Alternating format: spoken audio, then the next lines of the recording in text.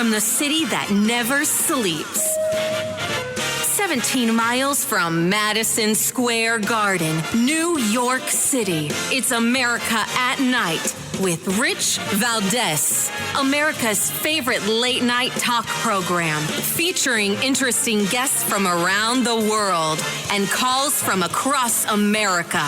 And now, here is your host, Rich Valdez.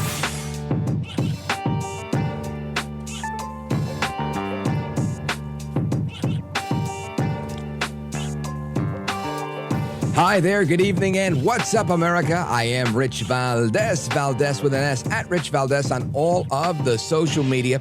Welcome to the Wednesday night edition of the program. Happy to be here with you, live and national. Our phone number, if you want to join our late night national conversation, feel free, 833-4825-337, 833-4-Valdez. And a lot of news. Labor Day is finally over, and the news is starting to trickle in. Things are starting to happen. A little bit of sad news today, as there was a shooting at a school. Those are never fun to talk about. We do have some comments from the Director of Public Safety, Chris Hosey, as well as from the Sheriff. Listen to this. At approximately 10:20 a.m. this morning, the Bexar County Sheriff's Office received alerts about reports of an active shooter and radio traffic from school resource officers concerning the same concern, or having the same concern.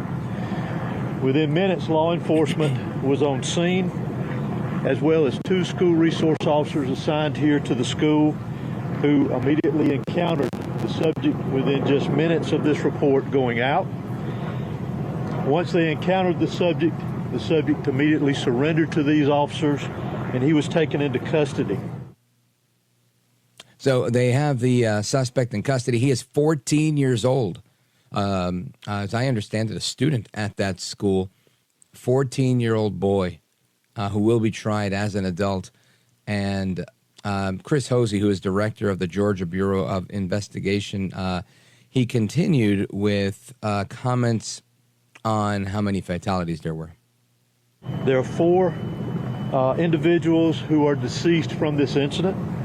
9 that have been taken to local hospitals with various injuries. Of those that are deceased, 2 are students and 2 are teachers here at the school.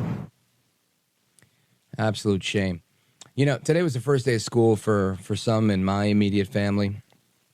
My daughter started college, and my girlfriend's daughter started 2nd grade. And I think to myself, man, this is, these things always hit home when you can, when you have children in your life and you can say, wow, this is crazy. And it is. It always is crazy. And of course, this is always, in the words of Rahm Emanuel, never let a good crisis go to waste. And sadly, right? I guess maybe sadly for some and for others, appropriately so, people will politicize the issue, not to take action on the issue. And I think a lot of well-intentioned people will see what happens in a situation like this and say, this is exactly why we need gun control. This is why we've got to get rid of weapons of war. And while it's difficult to try to argue with someone who's facing this type of loss, who's dealing with this type of trauma, to say, the issue here isn't the law. There are laws against killing people. There are laws against possessing a firearm at 14 years old. The law isn't the problem here, right? Evil is the problem here. People doing the wrong thing is the problem here. A child that's so afflicted by whatever he's dealing with to come and do this type of thing is the problem here. Some want to blame video games. A lot of people are going to blame a lot of things. All I can do is look at the world the way I see it. I call them like I see them. And this is sad. It really is sad. And, Judd Smith, he is the sheriff of Barrow County. He put it well when he said this hits home for him. And I think he's right. This hits home for me. It hits home for a lot of people because this type of thing shouldn't happen. Listen to Sheriff Judd. I never imagined that I would be speaking to the media in my career over something that happened today, the pure evil that happened today. I cannot thank the people behind me for the support they give me today. to give this office and give this staff. This hits home for me. I was born and raised here. I went to school in this school system. My kids go to this school system. I'm proud of this school system. My heart hurts for these kids. My heart hurts for our community.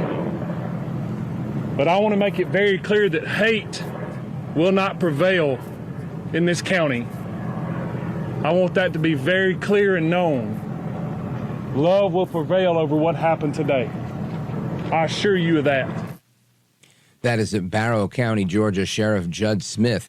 And that's really the part I want to talk about. People might disagree with me, but you know what? I get the opportunity to talk about this, so I'm going to talk about it. This is about evil. This is about living in this fallen world. Really is. And I'm not trying to preach here. I'm really not. But I think we have to reconcile these things. We have to get to a point where we realize this isn't about who's got guns and who don't have guns. And people say, yeah, well, guess what? Nobody could shoot people if they don't have guns. Okay, I understand. And then the next thing we're going to do, like all these knife attacks that you see all over Europe, or the people that are running people over with their cars. And obviously we're not going to ban knives and we're not going to ban cars. Right? The sheriff hit the nail on the head here. He said, hate's not going to prevail. Evil will not prevail. Love will prevail. How do we do that? How do we agree on love? How do we agree on a place of decency? A long time ago, to the chagrin of many on the left, that love was encapsulated in a mutual faith, I think, in Jesus, right? Jesus the Christ. Today, still the majority of those that believe in Jesus. I think that's still the biggest religious movement in America. But it's not so much the case globally as it once was. We've seen what happened in Europe, where I think less than 50% of Europeans, or at least in the UK, identify as Christians. And the left will tell you societies that don't espouse religions have less crime. I'm going to tell you the society I live in does a lot better when there's more Jesus. What do I base that on? My eyes. You can see these things. When people are doing the will of God, trying to fulfill it, right? And none of us are perfect, right? I've been a bad witness for the gospel so many times, and I'm not really laughing at it. I'm just saying it's the reality of the fallibility of fallen man. So I get it. And I realize that that's really where the struggle is. This isn't about gun control. This isn't about the Second Amendment. It's really about good versus evil. What are you going to teach your kids? What are you espousing at home? What are you living your life guided by? And when I see you, I mean we. Ultimately, that's where this falls. When these things happen, we can't sit here and blame Trump or blame Harris. Honestly, we can't. These types of things happen because we are a broken people living in a fallen world. And it's our duty, I think, as humans to mitigate that, to make sure the children that come after us are doing way better than we did. And right now, I think we're failing them. We're failing them with paying attention to mental health issues. We're failing them with, more than anything, with love. Right? We're not loving them enough. I think we've become so self-absorbed in so many different ways about so many different things that we consistently miss the mark. And being nice, sweet, kind, and everything else that goes with just being a decent human being sometimes falls by the wayside. And it gets overcome by one's desire to serve self, one's desire to bully someone or to put someone else down, to feel better about someone else. Broken homes, children paying the price for that. These things are the chickens are coming home to roost. And we'd be foolish to pretend it's not happening. Anyway, we're going to talk about that and how parents are preparing their kids for the school year outside of school shootings. They have to worry about, is my kid going to come back to me? My son today coming back as a daughter? Is my daughter coming back a son? All sorts of crazy things are happening with our children. Evil is running amok in our political system, in our legal system, in our media ecosystem, and all over the place. So we're going to get to that. We're going to talk about how tolerance is really a big part of the problem. We need to have tolerance, but doing things in the name of tolerance can also backfire. And our next guest is going to break that down for us. We're scheduled to have Vince Everett Ellison with us. He's the author of The End of Tolerance, How Democrats Use the Sin of Tolerance to Destroy America. I'm looking forward to that conversation, and you should too. It's going to be a good one. He's a pistol. We've had him on before, and he's terrific.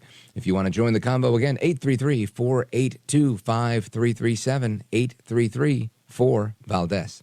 This is America at Night with Rich Valdez.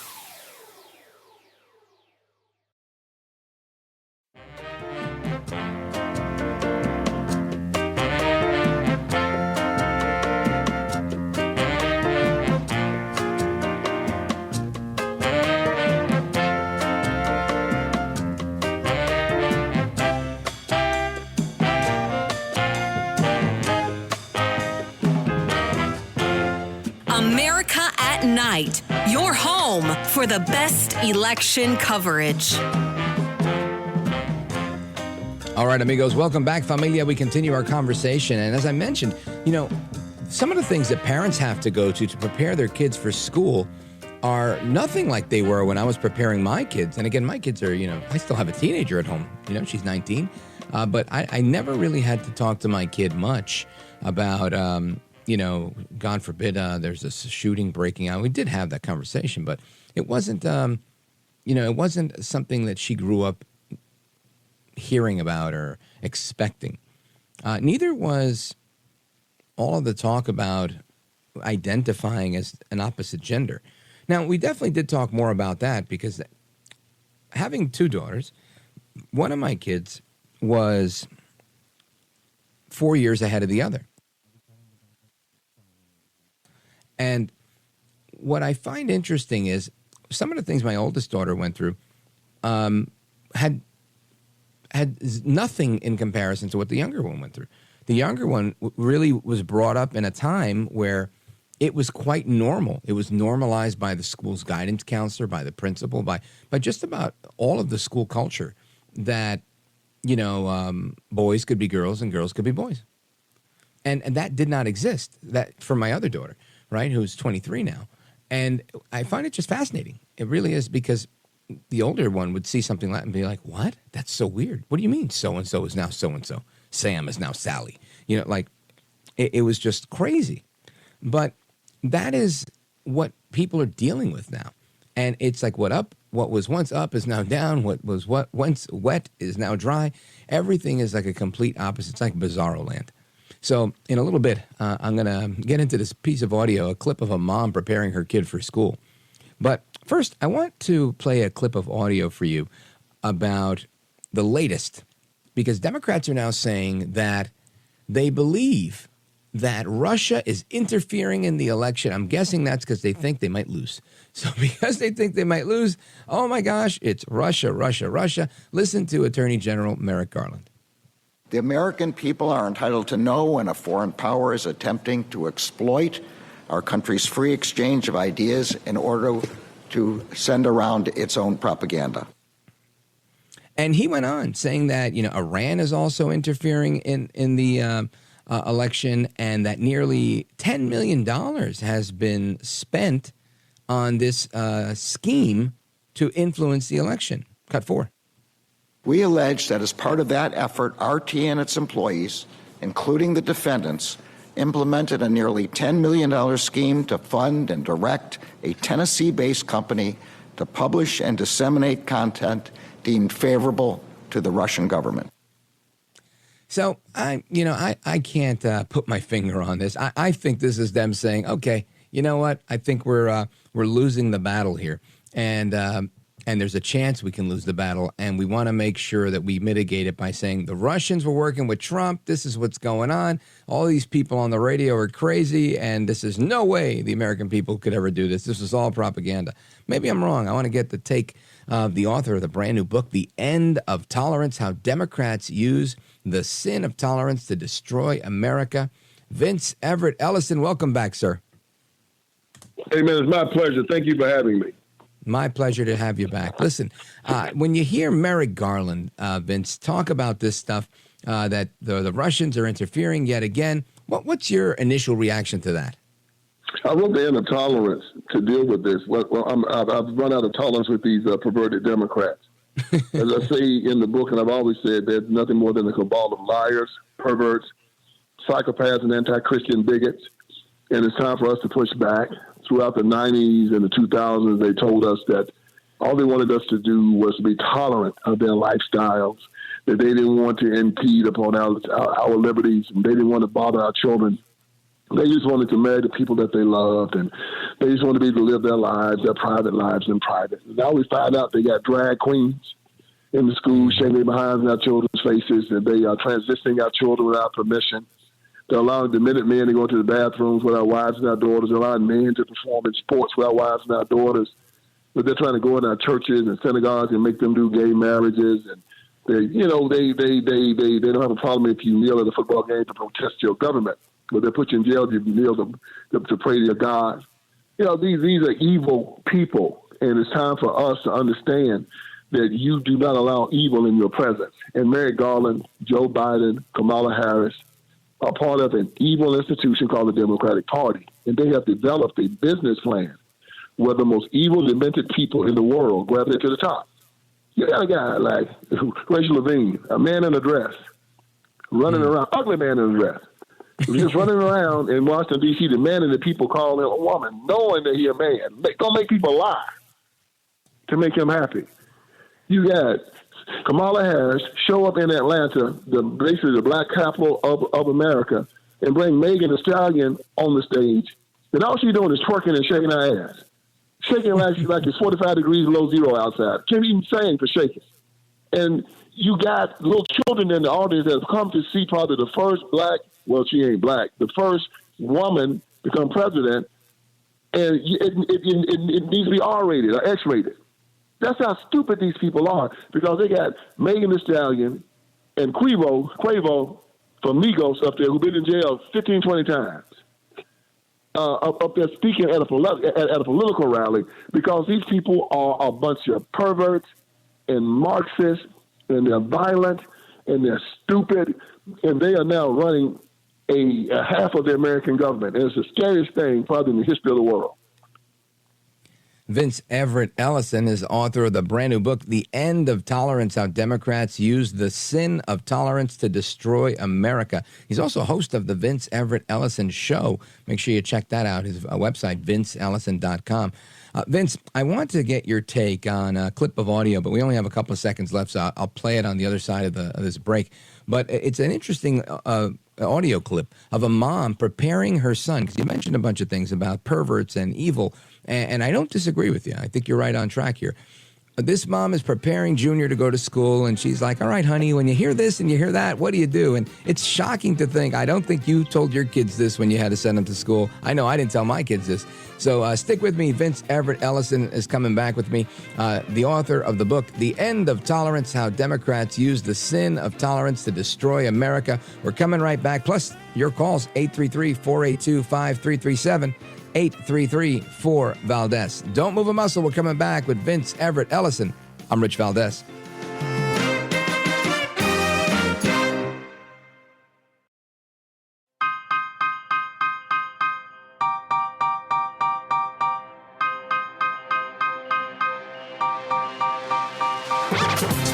Well, thank you, Rich, and thank you for everything. I know you very well, and I listen, but I have a lot of people that listen, and they love your show, and I appreciate it very much. America at Night with Rich Valdez.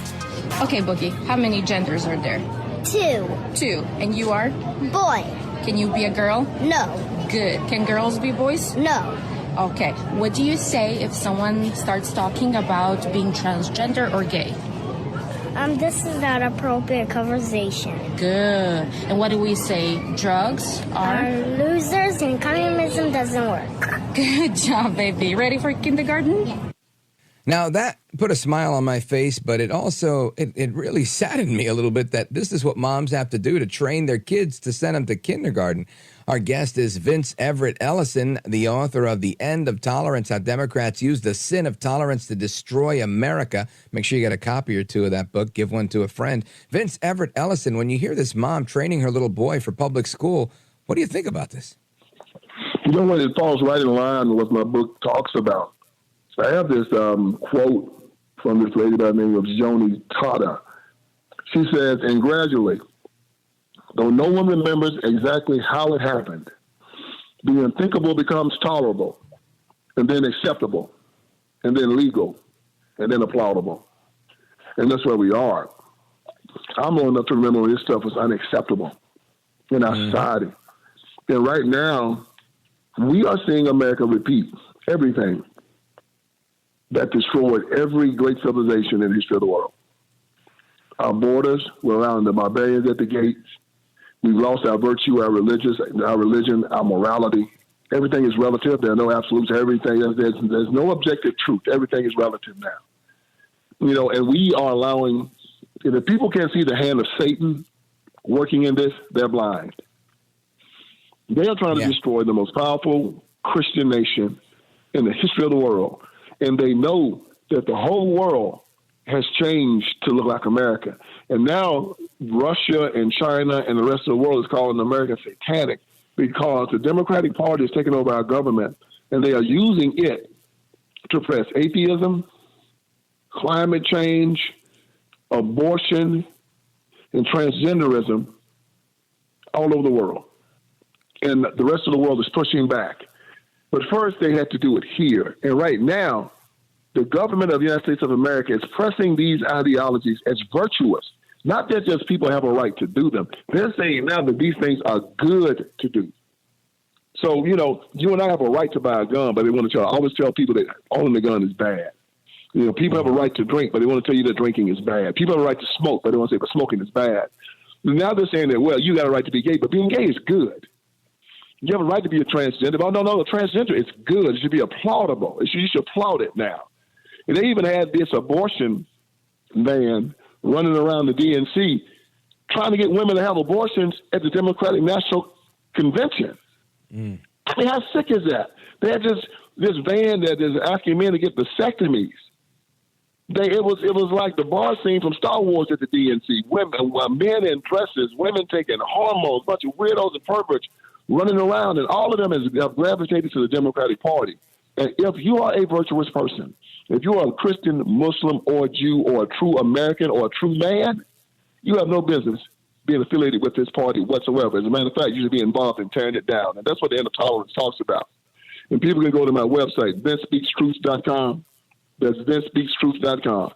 And they can get the End of Tolerance, get my merchandise. They can also go to the Vince Everett Ellison Show on X, Rumble, or YouTube. And I have a great podcast, man. I drop stuff every Tuesday, and I tell you, I light it up. So go to the Vince Everett Ellison Show, and you'll see the stuff that I talk about. Again, amigos, the book is The End of Tolerance, How Democrats Use the Sin of Tolerance to Destroy America. And you can get that at his website, VinceSpeaksTruth.com. VinceSpeaksTruth.com. Vince Everett Ellison, I want to get your take on Kamala Harris and the state of the 2024 election. And I want you to hear a clip of audio, but I'm going to set that up right when we come back. So stick with us. Folks, we're coming right back with Vince Everett Ellison. This is America at Night with Rich Valdez. Call now, 833-4-VALDEZ. That's 833-482-5337. 833-4-VALDEZ. That's Valdez with an S.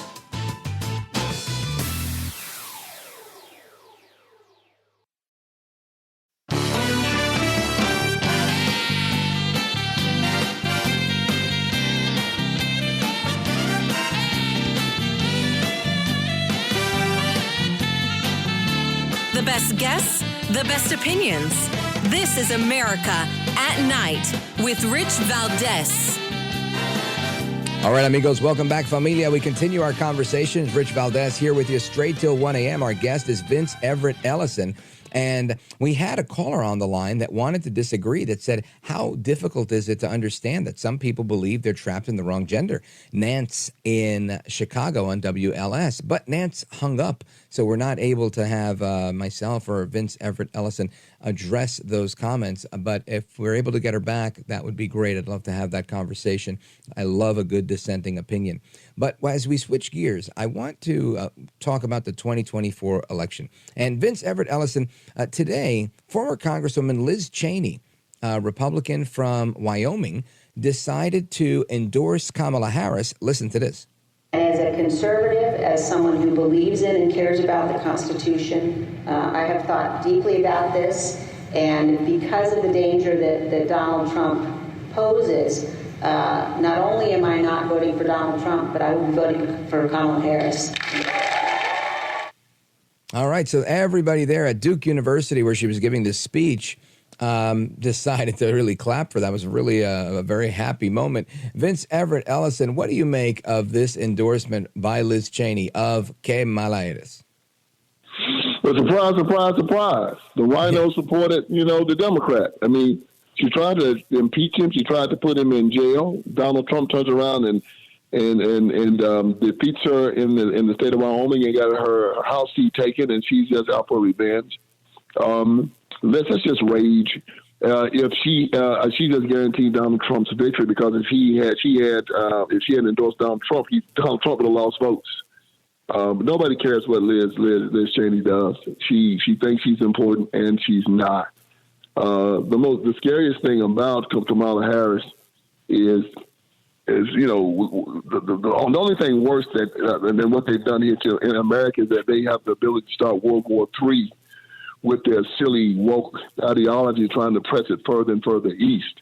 They started the war in Ukraine by trying to press these ideas inside of Ukraine, and Vladimir Putin told them to back up and to not bring these Western ideas of transgenderism and LGBTQ and climate change and abortion any further east, and they decided to keep doing it. Xi Jinping has told them the same thing.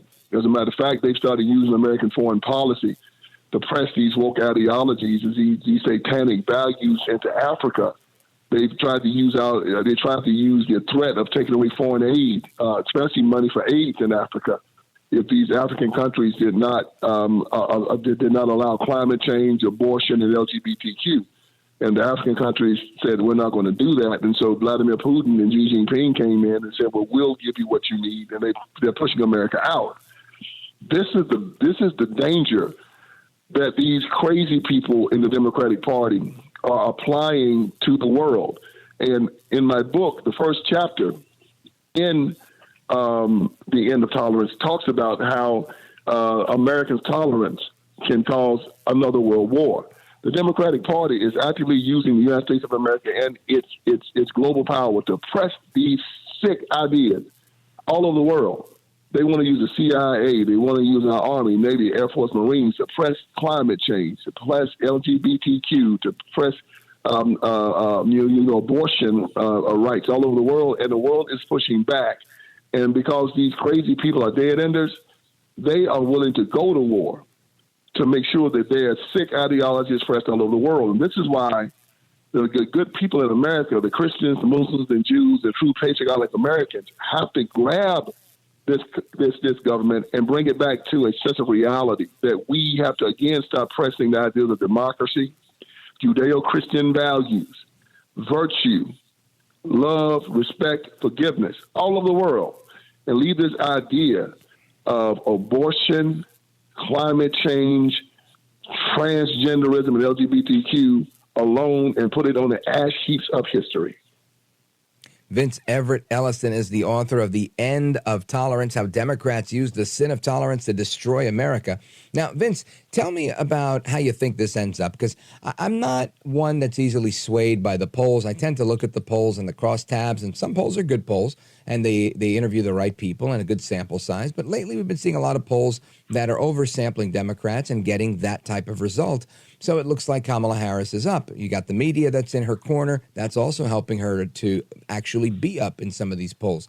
But I think when it's said and done, when you have moms like the one that you heard earlier that are coaching their little boys that are going into kindergarten, telling them, look, if they tell you can be a girl, you're not really a girl. That's not possible. When you have parents going to this extreme, when you've got guys like you that are out here writing a book about the end of tolerance and really pointing out things that were, I think, years ago, the obvious, and now have to be pointed out, it tells me that we've really shifted as a society and that people have shifted their thinking as well, whether they're too lazy to realize things or they're just not as interested or they're distracted. How do you think this ends up? Does Kamala Harris cross the finish line? Does El Trompito make it across the finish line to become the 47th president? What say you? No, I think she's going to be exposed, and Trump's going to expose her in these elections. If Kamala Harris was confident in her worldview, she would give she sat down with a reporter and give an interview every day like Donald Trump does. She knows that she can't defend herself. They are going to ask her the question, when did you know Joe Biden was crazy? And why didn't you tell the American people when you found out? They're going to say, do you believe in abortion up to the 9th month? And since you did not support the Born Alive bill that would have demanded that if a child survived an abortion, they be given aid after they survived the abortion, you voted against that. So does that mean that you believe in perinatal abortion? She'll have to say yes. When they say, do you believe that men can have babies? She'll have to say yes. And everybody knows she's crazy. When they ask, do you believe that men can lactate? And, your vice presidential candidate, they call him Tampon Tam. Yep. Up in Minnesota because he put tampons in boys' bathrooms. Do you agree with that? She's going to have to say yes. See, that's when she's going to be exposed. They're going to say, well, you were border czar, Kamala. Yes. Well, how did 15 million people get over here across the border and you being border czar? She's going to have to answer that. See, they're going to ask her, do you still believe that you should keep poor children failing schools down in the ghettos? And because she needs teachers' unions money, she's going to say, yeah, but I think they should stay down there. See, she's done. And this is why she can't answer questions, because those are just a few questions that she's going to have to answer. And, of course, when she answers them and the American people hear it, she's going to be done. She's going to have to answer to why they left Afghanistan the way that they did and had 13 American soldiers killed on the tarmac, and they did nothing about it. She's going to have to answer to what they did. Starting this war inside Ukraine by giving Zelensky all this bad advice that you'll get Vladimir Putin and try to get into NATO and try to get into EU and all that kind of stuff. She's going to have to answer to that. And she's not going to be able to answer it. And this is why she's hiding. But she can't hide forever. You can fool some of the people some of the time, but you're not going to fool all the people all the time. She's going to be exposed, and we got enough time to do it. Vince Everett Ellison, I agree with your analysis. And I just want the audience to get a sense of who you are, because I think you deliver a powerful message. You were born on a plantation in Tennessee. Your parents were sharecroppers. How do we go from that beginning to where you are today, writing best-selling books and having this staunch position that I think clearly articulates the evil that's espoused within the Democrat platform? I grew up, I was born in the Jim Crow South, and with all of that, I saw my father aspire. And he got he got involved in the insurance industry. And by the time I was 9 years old, he had brought us out of poverty. And he did it by believing in himself, believing in America, believing in God. And after going to college at the University of Memphis, I worked in the prison. And I saw all these young men going to jail under the Clinton-Biden crime bill. And I asked the black intelligentsia what was going on, and they told me that it was evil white Republicans that hated black people. And when I started a nonprofit and went down in the ghettos to try to solve this problem, I didn't see any evil rich white Republicans anywhere. You see a leprechaun before you saw one. Right. What I saw was a bunch of black Democrats making a lot of money off the chaos. And I found out that they were conduits between rich white liberals and the Democratic Party and the black community, designed to make sure that the black community voted for the Democratic Party by hook or by crook. I wrote my first book about these people. I called it The Iron Triangle. And after that, I started on a journey to try to educate people about what I had found. And I saw how my father had led us out of poverty and how my family has done well in America. And we did it because we believe. We believe in God. And I believe that I'm an heir of Jesus Christ. I'm a son of God, and I cannot be a victim. I believe that I'm an heir of Jesus Christ and a son of God. I cannot be oppressed. I believe that if Jesus Christ has preordained something for me, nobody can stop it. No racist, nobody can. I believe, they say that there's white privilege. I say, well, it is a privilege to be white, but it's also a privilege to be black. It's a privilege to be Hispanic. It's a privilege to be Asian. It's a privilege to be alive. And when they start talking about, white supremacy, I said, that can't be white supremacy. I never met a white man superior to me. Why? Because I see brothers and sisters, and we all have gifts, and God has all given us gifts, and we're supposed to elevate each other's gifts, and we depend on each other's gifts in order to do well in this country. And our Bible says in Genesis 4, when Cain was angry because his brother, God had accepted his brother's offering and not his, he said, Cain, why are you angry? If you do well, will you not be accepted? And if not, sin waits at the door to master you, but you must master it. And I found that to be true. Every time I see an American that has done well, he has been accepted. But every time I've seen one that has not done well, crying, begging, slobbering, accusing other people and blaming other people for their problems, the ones that have done well in America disrespect them and hold them in utter contempt. So when I look at these Democrats, these grown men crying and sniffling, I hold them in utter contempt. They stink in my nostrils. And we have to either jettison them, leave them behind, or change their minds.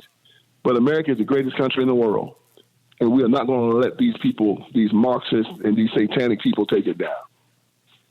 Preach, CO, preach. Folks, that's Vince Everett Ellison. I urge you to get a copy of the book for yourself and one to give away to a friend. The book is called The End of Tolerance, How Democrats Use the Sin of Tolerance to Destroy America. Vince Everett Ellison, you're a gentleman, a scholar, and a patriot. I really want to thank you for staying up late with us. Richard, it is my pleasure. And please go to VinceSpeaksTruth.com and understand Amen. It's time for us to stop tolerating. It's time for us to stop tolerating this. They've used our tolerance, and tolerance, according to our Bible, is a sin. Christ never tolerated sin. He forgave it. And he said, go sin no more. So for us to tolerate this, it's not doing these people any good. We have to rebuke it in public. And then we have to lead them to righteousness. And that's how we save our country. Not accepting this foolishness any longer. Well put. Couldn't have said it any better myself. Vince Everett Ellison, again, the book, The End of Tolerance, How Democrats Use the Sin of Tolerance to Destroy America. Get 2 copies. Keep one for you. Give one away. Vince, again, thank you, brother. Thanks, Richard. You can call me anytime, brother. God bless. Will do. Folks, we're coming right back with your calls and more. Don't go anywhere. This is America at Night with Rich Valdez.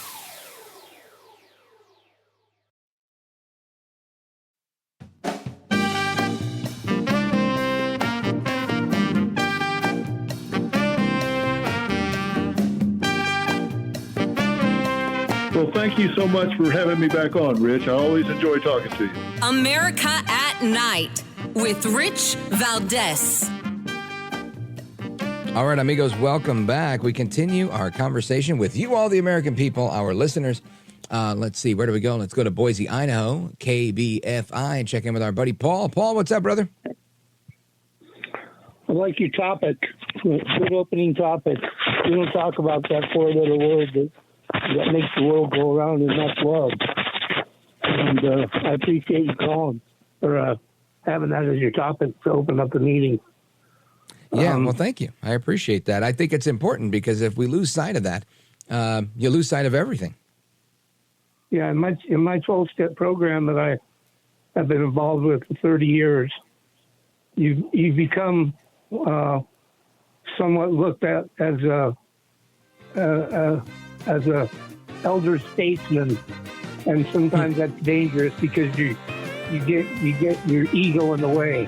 Yeah, and you never want your ego to get in the way of anything. Paul in Boise, I'll check back in with you in a little bit. We got to pause right here. Folks, we're coming right back to discuss all the rest of the news of the day. Keep it locked right here. It's Rich Valdez with you live till 1 a.m. Eastern Time. Don't go anywhere.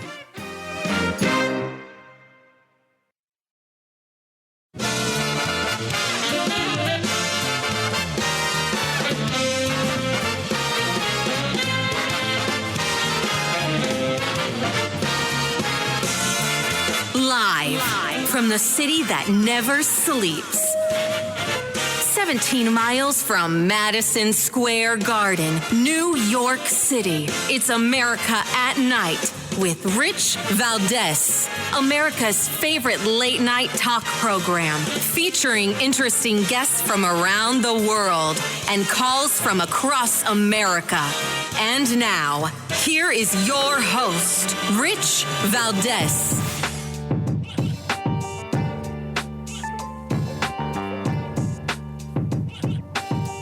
Hi there, good evening, and what's up, America? I am Rich Valdez, Valdez with an S, at Rich Valdez on all of the social media. Welcome to hour number 2 of our program. We're live, we're national, and I'm happy to be here. The phone number, if you want to join us on our late night national town hall conversation, give us a call, 833-482-5337, 833-4-Valdez, keeping you company straight till 1 a.m. Eastern Time, midnight Central, etc., etc. And some of the news of the day, we've been discussing how the Democrats are now saying that Russia will interfere in the election, and they are nervous, very, very nervous that they're going to lose. So they're saying Russia is going to interfere so that anything they can do to delegitimize a Trump victory. We've seen this in 2016. We've seen it actually for probably the last 20 years of them complaining about voting machines, complaining about everything under the sun. And the minute Republicans do it, then it's like, you're a conspiracy theorist, et cetera, et cetera. So that's part of what's going on there. Then we've got 8 members of Tim Walz's family shared their support for Trump in 2024, wearing Trump T-shirts. I saw a photo of them online. And one of them in the far end of the picture even looks like Tim Walz. And I just thought to myself, man, that's how's that, right? You've got the Kennedys turning against Bobby Kennedy. You've got the Walz family turning against Walz. This almost sounds biblical, right? Brother against brother. Family members will be split over these things. A very interesting time. And let's see, what else did I want to talk about before we get into the meat and potatoes here? There was another big story here. Oh, well, not sort of big, but Liz Cheney endorsed Kamala Harris, and that was it. Kind of fell flat after that. I don't know how many people are in the Liz Cheney army. She couldn't even get reelected. So that's that. Now, El Trumpito, Donaldus Magnus, the 45th president of these United States, has been using a phrase, MAHA, Make America Healthy Again. I think he first used it when he received the endorsement of Bobby Kennedy just recently in Arizona. And he's been on the campaign trail in several places. He was in Battleground, Pennsylvania recently, and he used it again, and he brought up a couple of good points. Listen to this. We're going to make America healthy again. You know, we're a nation that is not doing well in a lot of ways, and we're not doing so well with health, but we're going to solve a lot of those problems, I think, over the next short period of time. A lot of it's common. A lot of that's common sense, too. It's all common sense when you get right down to it. But we're going to get toxic chemicals out of our environment, and we're going to get them out of our food supply. Well, if you take toxic chemicals out of the food supply and people become healthier, then there would be a lesser need for reliance on pharmaceutical products from Big Pharma. Right? People wouldn't be as sick. They would be more in charge of their health. And therefore, the pharmaceutical industry might get ticked off by this. So I can imagine that there's going to be attacks against RFK Jr., attacks against Trump, and anybody that wants to come against Big Pharma. And somebody who's done that is Emmy Award-winning investigative journalist, New York Times best-selling author, and host of Full Measure with Sharyl Attkisson. Sharyl Attkisson. She's got a new book out called Follow the Science, How Big Pharma Misleads, Obscures, and Prevails. Sharyl Attkisson, welcome. Great to be here. Thanks. So let's talk about this. You talk about the blatant lies and cover-ups and high-level collusion with government and media that Big Pharma kind of perpetuates. What have you found with the research you put into your new book? I think maybe one big component that hasn't been well explored previously adds to the collusion we know about already between Big Pharma and media, their financial relationships, so things are censored, and Big Pharma and our political figures because they donate so much money to make sure Congress and federal agencies don't do their oversight. But the medical establishment, big pharma and medical journals, scientific studies, our doctors, insurance companies, this influence is pervasive in ways that are often invisible to us, but are resulting, I posit, I think with very good evidence in the book, resulting in our poor health and chronic diseases, while our doctors weirdly seem not to notice these epidemics that are happening under our nose, either don't notice or don't care. Well, this is obviously a problem. And I think we see the same thing on the climate change side of the fence, where you've got the same scientists that are being funded by people with an interest, producing the research that benefits them. How do we get a resolution to this, or continue to expose it so that it becomes an issue that people are aware of?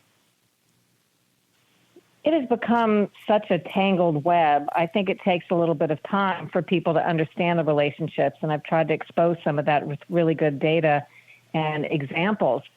I think people don't know that starting in med school, doctors learn from a popular reference book that is written by Merck, the pharmaceutical company, the Merck Manual. They'll talk about how this is such a great resource. I dug in to see what Merck, the pharmaceutical company, is teaching doctors about certain drugs and medicines and controversies. And I not only found shocking omissions of important information, but I found blatantly false information, such as saying that Merck's own controversial HPV Gardasil vaccine has no serious adverse events reported, which is contrary to Merck's own label for the vaccine approved by the FDA that lists dozens of serious adverse events reported, everything from paralysis to death. So how doctors can be mistaught this false information and then come to rely on that type of, teaching when they go on into private practice, I think it explains a lot. I would agree. And, when you look at that, it really, I don't know, I guess it starts to question the credibility of these doctors and of what we're doing. And I think for many years, I think people have heard, in Western medicine, there's always a reliance on some sort of medication, some sort of treatment, as opposed to Eastern medicine, where they try to use natural products to try and cure an actual disease. And yet, if you look at the journals, you look at the science, you look at the media, like you've pointed out, it's always Western medicine is the best medicine there is. The United States is leading the charge, and I think they are in many ways. But it doesn't come without a cost. What has some of your research uncovered as to, I guess, some of when you follow the science, what are some of the most egregious things you've uncovered? The fact that the scientific studies published in peer-reviewed journals that your doctors rely upon as if it's good information, I used to too, by the editors of the journal's own accounts, much if not most of that science is not to be believed. This was said by Dr. Marshall Angel, who headed up the New England Journal of Medicine. This was said by the current editor-in-chief of the British journal Lancet. The studies that are done today and that are published have been so co-opted by the pharmaceutical industry. If a bad drug study, one that doesn't come out right, is done, back in the day that used to get published because the whole body of science was put out there. Now I don't think people know that the pharmaceutical industry buttons down these contracts with their academic researchers at universities, for example, so that something negative is found. It may not be published. This will be kept confidential or the researchers will be sued.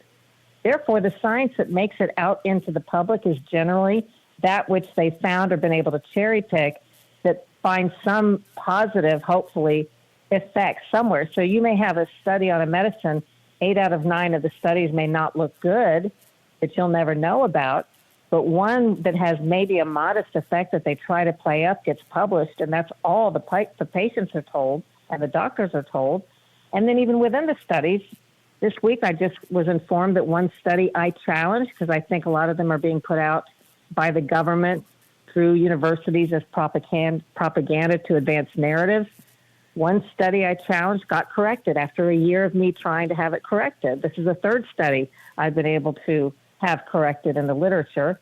Why am I, just average Joe, looking and seeing the flaws in these propaganda bad studies that government is funding with our taxpayer money through academic institutions? Why am I finding these flaws? Why aren't the peer reviewers? Why aren't the journals? So right. I think Yeah, I think people think these studies are sort of gold standard, awesome studies that can be relied upon, and I think too often they really can't be.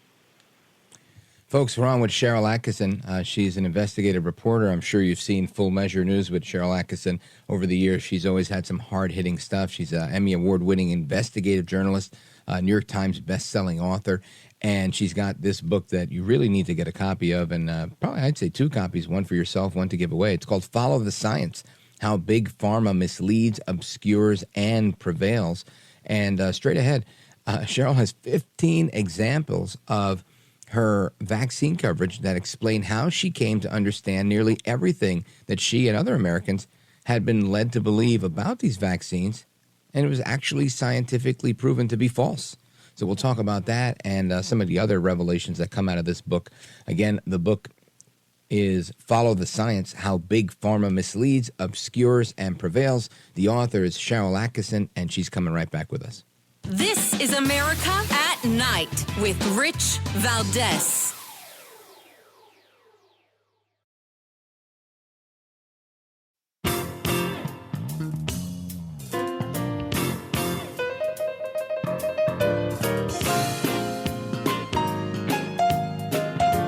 Rich Valdez, who again will do a fine job, and I know you'll enjoy listening to him. This is America at Night with Rich Valdez. All right, amigos, welcome back. Rich Valdez keeping you company till 1 a.m. Eastern Time, midnight Central Time. And I want to get back to this because we're talking about a really important book, one that I recommend you get a copy of and one to give away because this is important stuff and you want to have your facts right. The book is Follow the Science: How Big Pharma Misleads, Obscures, and Prevails. The author is Sharyl Attkisson. She is an Emmy Award-winning investigative journalist, New York Times best-selling author, and the host of Full Measure with Sharyl Attkisson. And before we took the break, there were 15 examples specific to her vaccine coverage. And it explains how she came to understand everything that she was led to be misled about, as well as many of the rest of us. And yet it was all proven to be false scientifically. Sharyl, tell us about these 15 examples. Well, I'll take a couple of them. I mean, I like probably most people, didn't understand how vaccines could biologically cause brain damage and death. It sounded kind of nutty, although I had no information. And once assigned to look into this topic, I realized there's a very sound method of how this happens. There are many different causes why and how medicines and vaccines can cause various damage in different children. But let's talk about the chief expert for the government. The government, Department of Justice, believe it or not, defends vaccine companies in a special court for vaccine injuries where billions of dollars have been paid. The government tries to say vaccines can't cause autism, but I learned that long ago the government acknowledged that that's the case, that can be the case. They've secretly paid and settled cases and told parents, because the cases are kept confidential, that to get their awards of money for the vaccine autism injuries, they can't talk about it. So the cases are sealed as the government continues to insist publicly that vaccines don't cause autism while they're paying families for the damage. And the government's own chief witness, Dr. Andrew Zimmerman, a renowned neurologist who was helping the government defend the cases years ago, has signed a sworn affidavit, which I reported on just a couple years ago, that said back 15 years ago when he was serving as the government witness, he told the Department of Justice at one point, hey, I've changed my opinion. Vaccines can cause autism after all. I've treated such patients. The science is developing.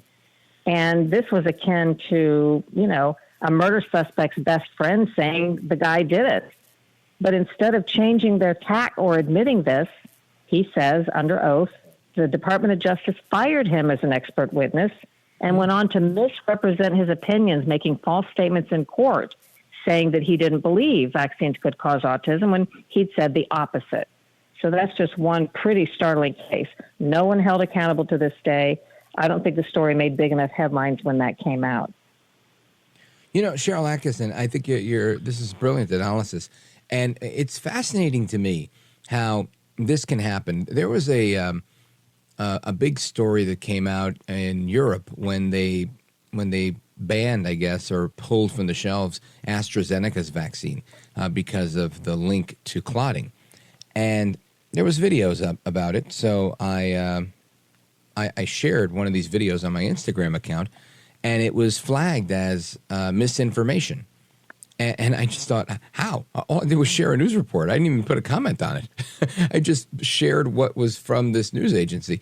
And it's, again, I think pointing to or underscoring what you mentioned in the first part of our interview, was that there is this collusion with the media. And whether it's social media or traditional media, that is willing to do whatever they got to do to protect their partners in Big Pharma from being exposed, even when it's causing blood clots, heart attacks, and other type of damage in the people that are taking these vaccines, and was literally stopped by some government entity in Europe. And I just thought fascinating how that happens. It's not just here. It seems to be a global issue. It is. And let's be clear. When they, the collective they that are censoring and putting out narratives and saying what you can and can't say, when they're talking about supposed misinformation, with only few exceptions, these self-appointed groups, and I call them fake fact checkers, aren't really trying to keep you from hearing misinformation. They're trying to keep you from hearing the truth or opposing viewpoints on the unknown, because they're afraid if you have the true information, you'd make the wrong decision for their products or their interests. So it's all under the guise of protecting us from ourselves, from knowing misinformation, when in fact the opposite is true. And sadly, as you consume news in this distorted information landscape today, that's kind of how you have to think. When everybody's pushing you toward one line of thought, often using the same verbiage and telling you not to believe something, your first thought ought to be that the other thing might well be true, because more often than not, there is some truth to what they're trying to hide. That's a sad truth. Again, folks, we're on with Sharyl Attkisson. Sharyl is the author of the book, Follow the Science, How Big Pharma Misleads, Obscures, and Prevails. And she's an Emmy Award-winning investigative journalist, and she's a New York Times best-selling author and the host of Full Measure with Sharyl Attkisson. And Sharyl, let everyone know, what is the best way or the best place for them to get 2 copies of your book? Well, your favorite bookstore or Amazon, any place like that. Bookstores are selling out, but it's partly because some of them are only carrying a few copies to start, so we need to ask them to carry more. And I think this is going to be a helpful book. When you said buy 2, I would say much the same message, or buy 1 and please give it away to somebody or to a library when you finish, because of the books I've written, this one has probably the most actionable, useful information, in this case on something so important to help you take back control of your health. It ends with, positive things you can do tomorrow that are not that hard to help in this, again, as I say, distorted information landscape, so that you can get at more truth and that we can improve our health. Outstanding. Sharyl Attkisson, I want to thank you for being here. You are a gentlewoman, a scholar, and a patriot, and keep up the good work. Godspeed. Thanks so much, and thanks for having me, Rich. You bet. My pleasure. And folks, this is an issue that doesn't necessarily go away. And the way that the government handled this, at least the Biden administration, they went after RFK Jr. and they got him off of Twitter, pressuring social media companies to silence people who were speaking out against COVID and the vaccines and whatnot. That's what the government does. They weaponize the justice system to get their ends. We're going to talk about that straight ahead with a former CIA operative. Don't go anywhere. I'm Rich Valdez.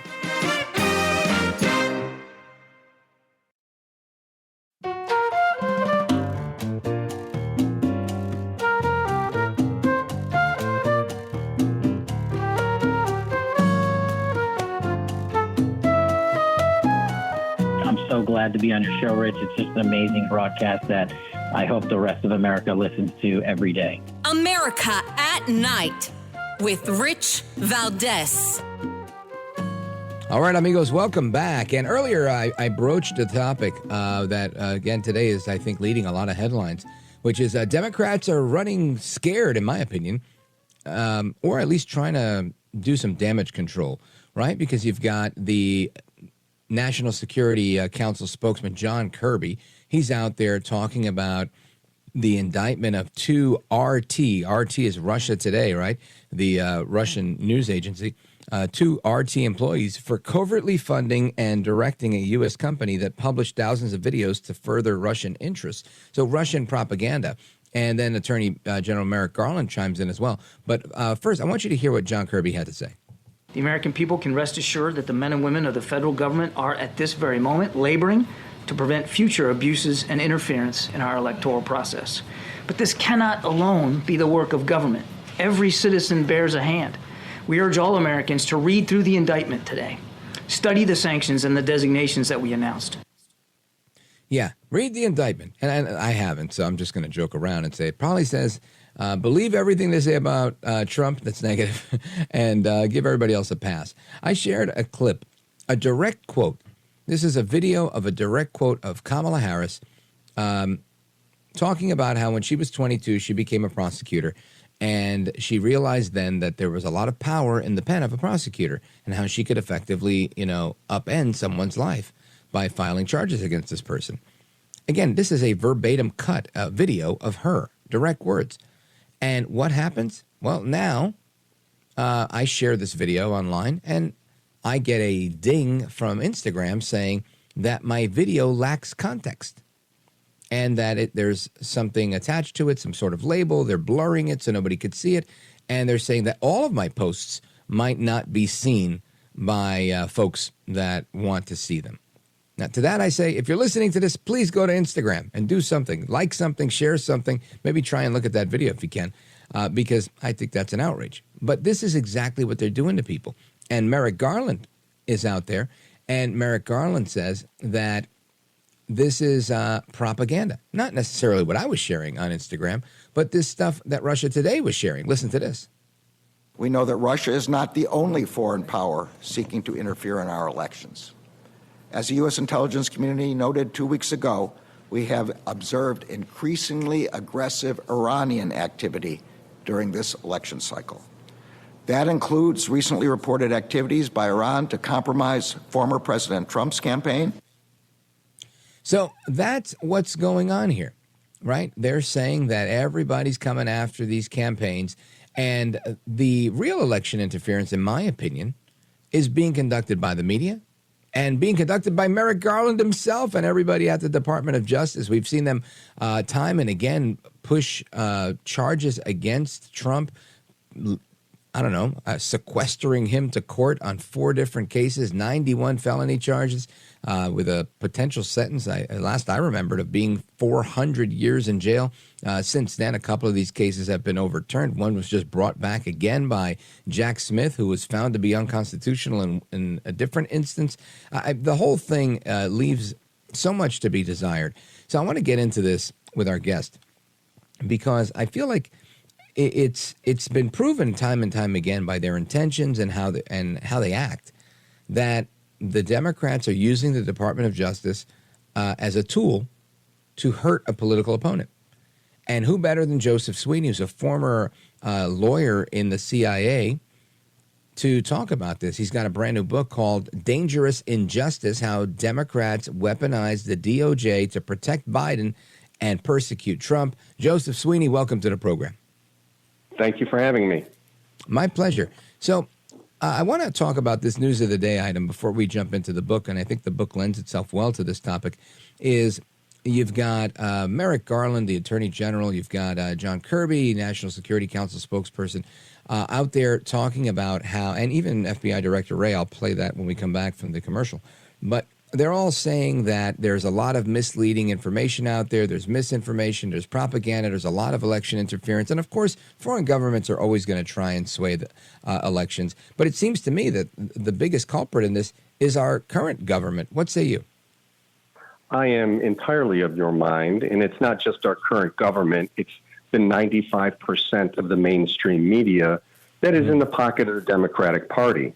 You know, that's where the propaganda is coming from. That's the real threat here. It's not the little trickling bits of propaganda that come from foreign governments. It's the stuff that comes from our own government, from the Democratic Party, and from the majority of the mainstream media that they own.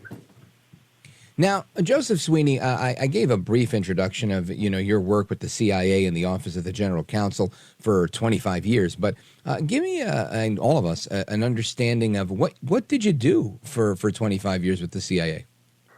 Sure. About half of my career was spent serving in operational components within the Directorate for Operations.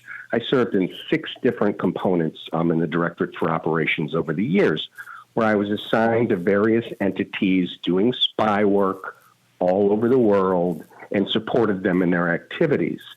The other half of my career was in the litigation division of the CIA General Counsel's office, from line attorney, deputy, acting chief, all the way up to serving as the chief of that division for 4 years, which is very unusual to spend that much time in that side of the house, but I enjoyed the work and I was drawn to it. And so because I spent so much time in the litigation division, I worked on many high-profile criminal prosecutions that involved classified information. Now, many of these were terrorism prosecutions, but many were espionage prosecutions under the Espionage Act, and that's a broad statute. It covers everything from the kind of classic spying that you're accustomed to seeing in Hollywood movies. You know, that's where foreign spies are stealing our secrets. 2 of the cases I worked on went to trial and were on 60 Minutes, and I talk about them at length in my book. But the other cases, excuse me, were mishandling cases where senior government officials got caught mishandling classified information. There are only 4 of those cases in our nation's history, and I worked on 3 of the 4. And this was all, of course, before Biden's and Trump cases, which is the bulk of my book, analyzing Biden's case and Trump's case and comparing them to each other and how they were handled by DOJ. And I can tell you the disparities in how those cases were handled is stark. Yeah, I can only imagine. And, you know, this reminds me of just yesterday, we saw some news about New York Governor Kathy Hochul and her deputy chief of staff being arrested for, in effect, being a Chinese spy. And I think oftentimes we hear this type of thing and we think, okay, this person's an agent of the Chinese government working in our government. And it's somewhat shocking. But when I talk to people like you that, you know, have done this for a living, they're like, no, really, not that shocking at all. Is that your reaction as well? It is. And all governments spy, right? We do it. They do it. It's, you know, most of the time it stays under the radar and doesn't surface, and people have no idea that it's going on. Once in a while it does surface. It just so happens that the Chinese have been so aggressive in spying that we've actually caught a fairly large number of their spies. It's because it's so pervasive and because they're being so aggressive. But it's always happening. It's probably happening more from the Chinese these days. And because it's so voluminous, we're catching more of their spies. That makes a lot of sense.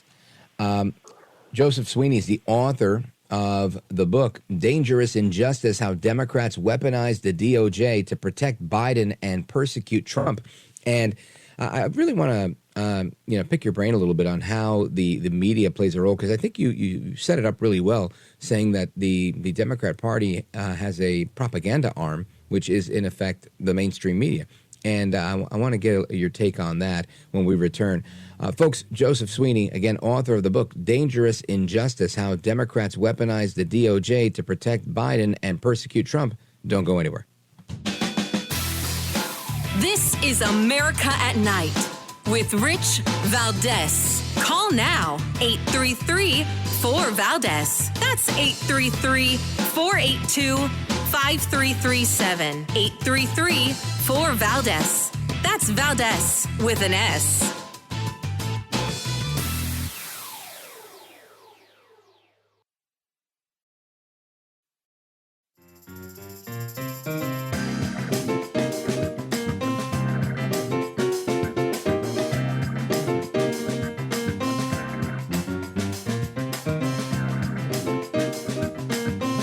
There is more news in your commentary, in your analysis, than there is on the news network. America at Night with Rich Valdez.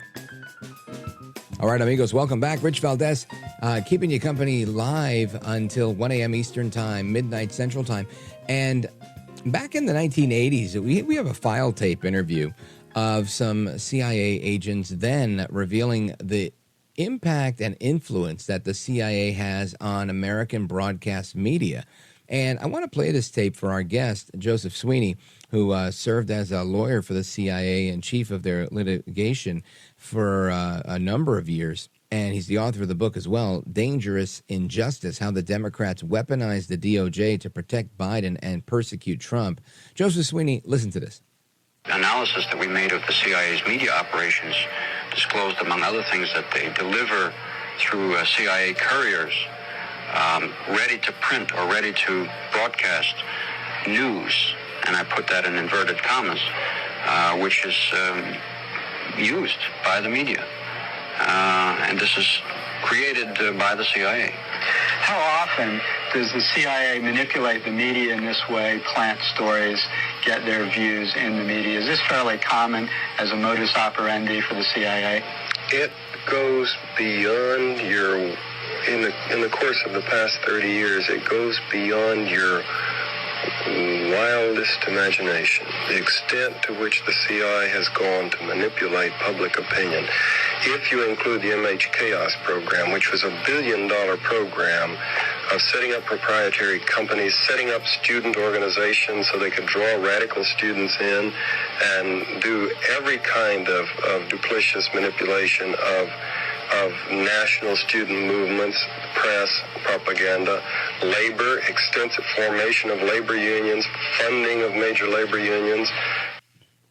Now, that clip is from 44 years ago, yet everything he's talking about, the media manipulating things, the CIA putting things in there, this is in effect, Joseph Sweeny, what you just talked about that we're accusing the Russian government of doing through RT, but it seems like we do the same thing in other countries, and we're not supposed to do it here, but it's this is being alleged that it's happening here. What can you tell us about that? I can tell you that, obviously all governments have engaged in these types of activities over the years, right? And that's not, I don't think, shocking that they would do that, because governments are trying to, the larger governments, they're trying to impact things around the world while hiding their hand. That clip was from the 1980s. I wasn't with the agency in the 1980s. I don't know what was happening then. But, you can imagine that, of course, things have gotten, the ability to do these types of things has gotten more sophisticated with the, with the increased sophistication of these days in the internet. And so that's not particularly surprising to me. What is shocking to me is the extent to which American media has just come out for the Democratic Party. They don't even try to hide it anymore. It's not even veiled. It's just blatant. You watch most of the talk shows on mainstream media, and they are immediately challenging anyone who's a conservative with all the Democratic Party talking points, right? And they do not do the reverse to any Democrat. And so they're just kind of blatantly siding with the Democratic Party and pushing Democratic narratives. And that's what I have found really surprising. I talk about propaganda in my book, and the government calls it covert influence, right? That's what governments call it, covert influence. But people know it as propaganda. And I gave two recent examples in my book, and I do it in quite a bit of detail. One of them was the FBI raid on Mar-a-Lago in August of 2022. Yeah. Because if you put together all the mainstream media talk and headlines from that time, this is what it all condenses down to. Oh, this wasn't a raid. This was just a peaceful visit. This kind of thing happens all the time. It's all fine. It's nonpartisan. This was not political. It was just a peaceful search. None of that is true. It was absolutely a raid. There were 30 FBI agents who looked like they were storming Omaha Beach, and they were authorized to use deadly force. Yeah, people forget that part. Yeah, that's a raid, right? But that's not what the propaganda was on the mainstream media, and it was pervasive. And the other more recent example was the assassination attempt on Trump. I lay all this out in my book, all the headlines that came out throughout the day, even up to 10 hours after. The headlines were like this. Trump falls down at rally after loud noise. Yeah. Bang. A Secret Service interrupts Trump rally. They refused to use the word shooting. They wouldn't even use the word shooting. They just said there were loud noises, right? And this was unbelievably ridiculous because some of those reporters were actually there in Butler, Pennsylvania. They saw dead people. They saw people being carted off in stretchers. They heard the shots. There were people on the ground yelling about the guy with the rifle on the roof. Right? This was not like there needed to be some kind of deep investigative journalism that needed to happen. No. They were there, but they still wouldn't use the word shooting. And it was over 10 hours before they would say that it was an attempted assassination. It was really egregious. And to compare it, I went back and I looked at the reporting from Reagan's attempted assassination. And within minutes, the news people were using the word shooting, assailant, victim, and within 2 hours they were calling it an assassination attempt. I mean, these are just good examples of how low, journalism has gone, how deep into the pockets of the Democratic Party, who happens to be running the government right now. And that's the real kind of devious marriage that's going on right now. The Democratic Party not only controls the government, but they control 95% of the mainstream media.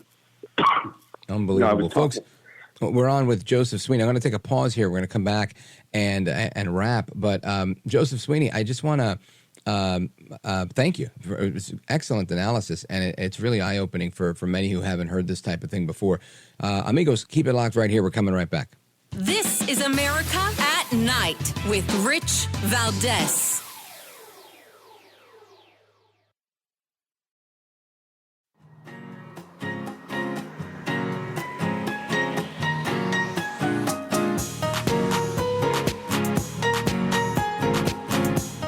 Now, 833-4VALDEZ. That's 833-482-5337.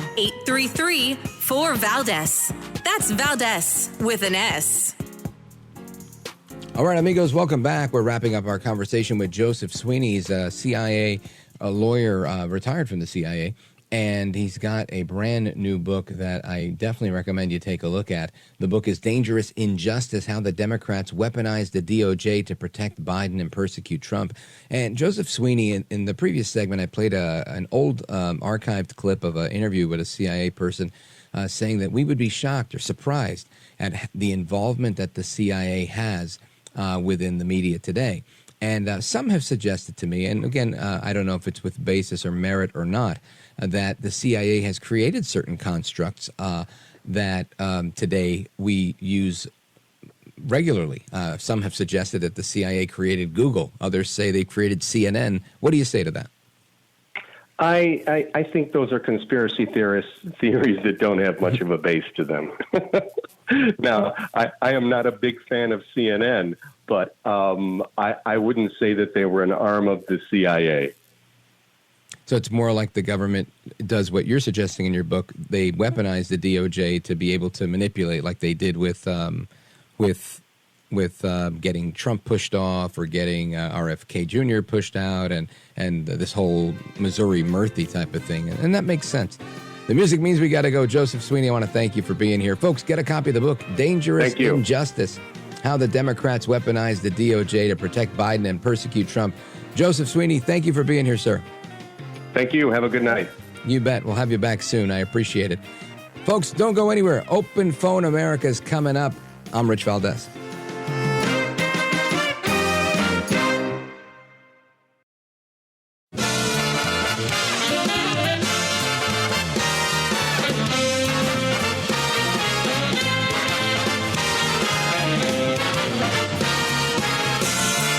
Live from the city that never sleeps.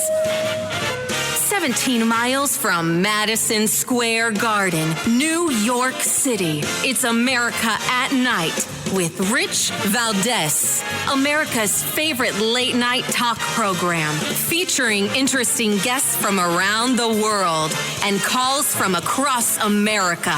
And now, here is your host, Rich Valdez.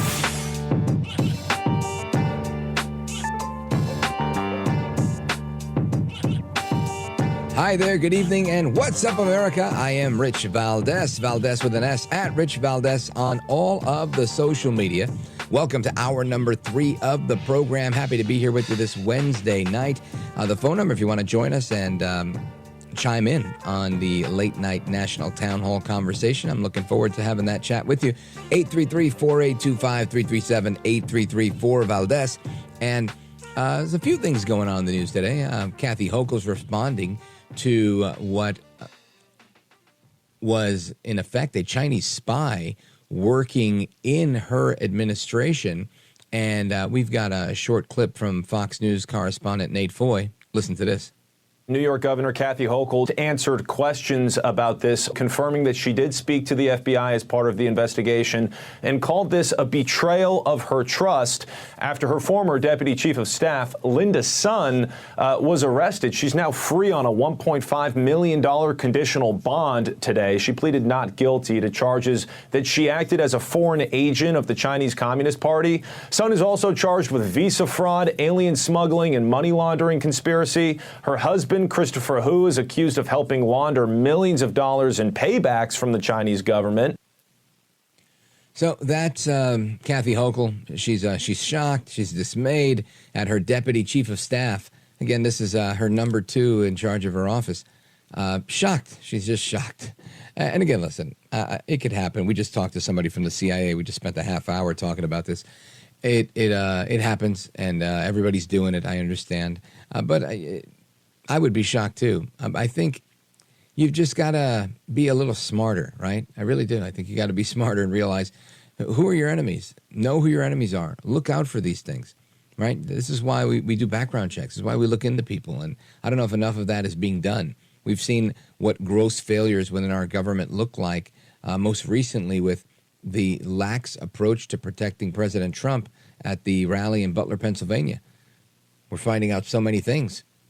Female Secret Service agents taking time off to go breastfeed in the middle of a shift. Now, maybe that comes across as insensitive, but I would say if you are breastfeeding, maybe you shouldn't be working on the presidential detail. Maybe you could be working somewhere else in some sort of modified duty. Maybe you could be on FMLA. I mean, how about that? How about not working on the presidential detail? I mean, these are just things, right? Crazy to think that these things are actually happening. Merrick Garland, the Attorney General, he says that the Russians are conducting propaganda, and it is a foreign power that's trying to exploit America's free exchange of ideas in order to send around their own propaganda. That's Merrick Garland today. Cut 2. Listen to this one. The American people are entitled to know when a foreign power is attempting to exploit our country's free exchange of ideas in order to send around its own propaganda. And FBI Director Christopher Wray responds to that, saying that the content was pitched as legitimate. Well, isn't propaganda always pitched that way? This is, of course, information that was created by Russia, the Russian government's RT, Russia Today news agency. Listen to this. The content was pitched as legitimate independent news when, in fact, much of it was created in Russia by RT employees who work for the Russian government. So that's what we've got going on. Plus, we had a great conversation with Vince Everett Ellison talking about his book on how the tolerance that the Democrats claim to have is really intolerance towards the people they disagree with, and so much more. We've talked about a lot tonight. It's really been interesting discussions with people that are really in the know. Sharyl Attkisson was talking about all of her research and investigative journalism on how Big Pharma is just doing everything and anything to cover up anything that might lead you to find out that we're making people sick, and then we're figuring out how to sell you the cure. And Joseph Sweeny and his latest book was exposing how the media is involved really to protect Democrats and how Democrats weaponize the Department of Justice to come after their political enemies. And that no amount of Russian propaganda, Iranian propaganda, or any other election interference really compares to the election interference that we have here. Now, when I asked him if some of our biggest media organs like CNN or even Google itself are constructs of the CIA. He says, no, that's, a fake, phony fraud. But it doesn't mean that the government doesn't pressure these people or have retired government people within those agencies doing their bidding, as we saw with the cover-up of the Hunter Biden laptop, the cover-up of just about anything COVID, and so much of what we're seeing now against President Trump that he outlines in his book. So lots to discuss tonight. I want to get into it with some of our callers. Let me see. Let us go to Marion, Illinois, WGGH, and let's check in with Tim. Tim, go right ahead. You're on with Rich Valdez. Welcome. Hello, Brother Rich. How you doing tonight? I'm doing great, brother. Thank you. I tell you what, you saying the name of Jesus in the right way, and Brother Vince, oh, man, if he ain't a preacher, you ought to be. I said the same thing. I'm a Christian, but I believe in the God of David. He picked up 5 smooth stones, and I believe them 5 smooth stones stood for JESUS. To bring down the giant. Yes. Daniel in the lion's den, the Hebrew children, they did not know the name of Jesus. We have an advantage today that they didn't have back in the Old Testament. Yeah, but I just want to say I'm so proud of you. Oh, thank you for saying the name of Jesus, and it just hurts me. Any Christian that votes Democrat is not a Christian. Yeah, well, I will quote Paul, right? The great apostle Paul, who said, "But for the grace of God, there go I." And ultimately, I leave it up to that, right? It's God's grace that is sufficient for all of us, and I'm not here to judge, lest I shall be judged with the same stick to the same measure. But I do appreciate your kind words, and I do pray that all of our brethren in Christ, that they make the right decision when it's time to vote, and God bless America, right? This is I always say, look, like Voltaire, I may not agree with what some people say, but I'll always defend their right to say it, because free speech is where it's at for me, right? I get on here every day and I say what's on my mind and what I believe to be true and right, and nobody stops me from doing it. And I'm thankful to live in a country where we can do that and work for a network that allows me to do it, and great radio station affiliates across the country that allow me to do it, and great, amazing listeners that God's blessed this program with that are willing to listen to that. So if people want to disagree, it's on them. I'm with you. I urge everybody, Christian or otherwise, to really consider what it is that the Democrat Party espouses. When Vince Everett Ellison and others aptly and accurately, in my opinion, point out that the Democrat Party espouses evil, perversion, and a lot of other things, I think that's a fair and accurate statement. And this doesn't mean that I'm a holy roller, holier than thou, that I am myself am not evil at times or perverted at times or anything like that. But ultimately, when we know the truth, right, we know true north. Even if you make mistakes in life, you know what's right. And growing up, my kids, I would always tell them, listen, even a crackhead would not advise their children to smoke crack. Right? Just because someone makes a mistake doesn't mean that we should keep perpetuating that sin or that mistake. So I'm with you. I urge everybody to really look at what they're doing. And matter of fact, today I saw a clip from Father Frank Pavone. And, Tim, what he said was a lot of people online, Catholics and other Christians, are concerned about Trump's comments on IVF. And this is a separate topic, but it was really what his answer, which brings this all together. And Father Frank Pavone, who we've had on this program, great patriot, he says, it's like being in a fire. The building's on fire. You're not asking the firefighter that's coming to rescue you whether or not they believe in IVF. You want to know that this guy can fight the fire and get the fire put out. And he said, and that's where we are. Once this fire's out, we can get into those conversations. But right now, it's about putting out the fire, and the country's about to burn to the ground. And I think he's right. I really do. I don't think we abandon our values or our commitment to any particular issue. Stick with your issues. Stick with what you believe. but stick with keeping the country afloat and making sure that we don't get burnt to the ground. Tim, incredibly kind words. I want to thank you for your call. Thank you for your listenership. God bless you, my brother. Tim in Marion, Illinois, WGGH. I appreciate it. Folks, we're coming back to the rest of your calls and more. It's Open Phone America. We've got one, maybe two open lines, 833-482-5337, 833-4-VALDEZ. This is America at Night with Rich Valdez. Call now, 833-4-VALDEZ. That's 833-482-5337, 833-4-VALDEZ.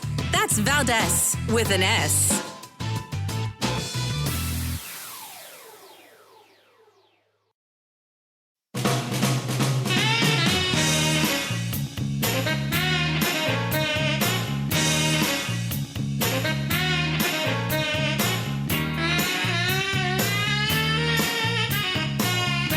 I want to listen to you, Rich, all the time. America at Night with Rich Valdez.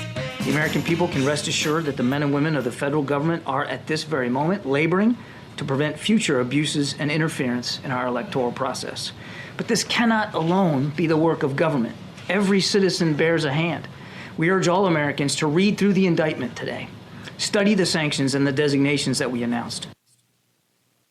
That is John Kirby, the spokesperson for the National Security Council, explaining that they're blaming Russia.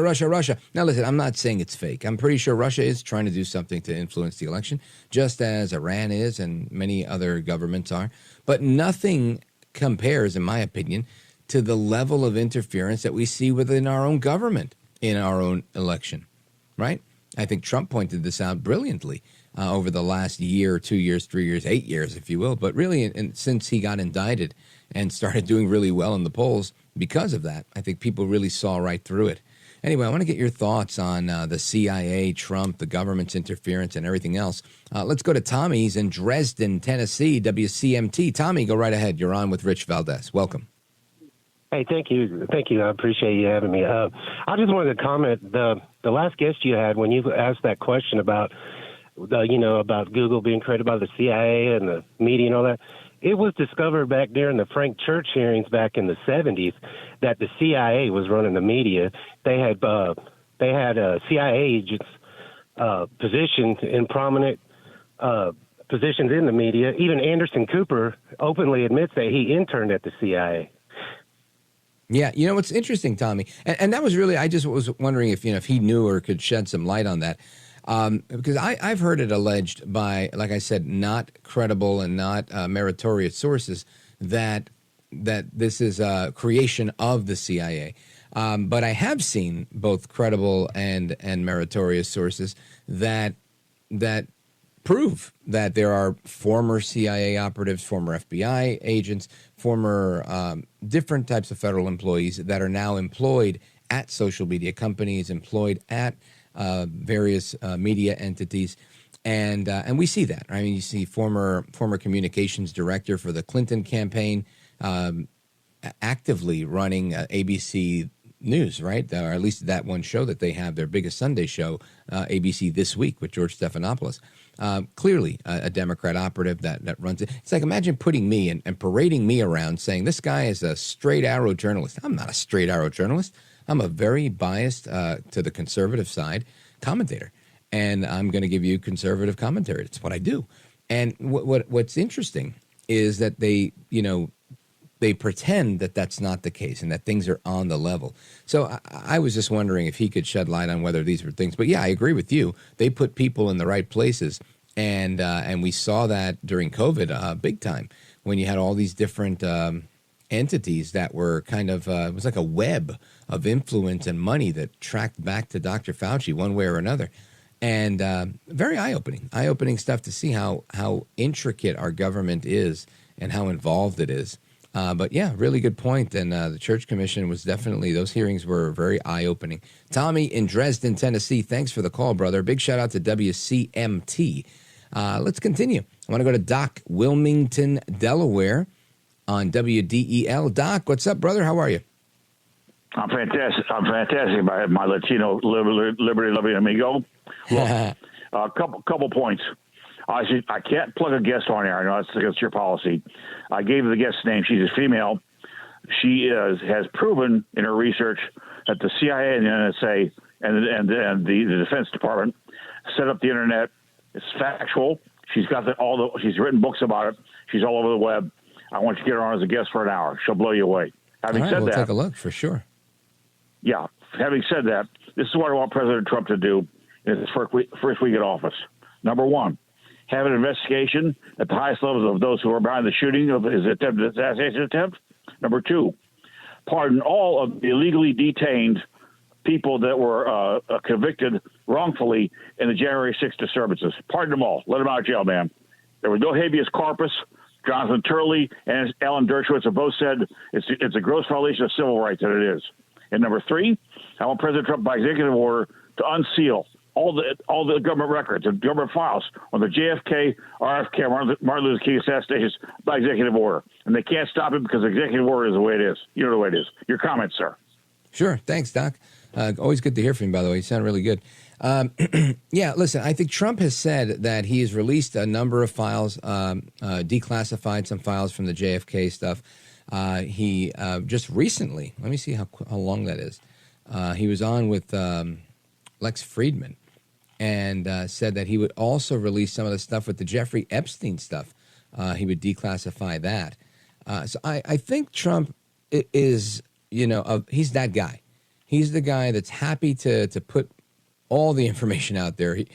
He has nothing to do with any of this, right? All of this stuff predates anything he's ever done in government. I think he'd be happy to be the guy to let it all out.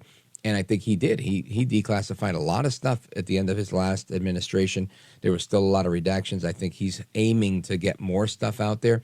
So I think we're going to see some of that for sure when with a next Trump presidency.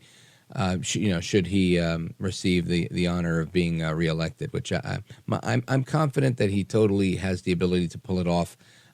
But it's definitely going to be a challenge, right? He's not only running against Kamala Harris, he's running against the media, he's running against the Department of Justice, he's running against a lot of entities that are using every last bit of power they have and exerting it against him and prosecuting him and stopping him and slowing him down and stifling him. And it's just amazing to see that he makes any gains considering the amount of opposition unfairly that is thrust upon him.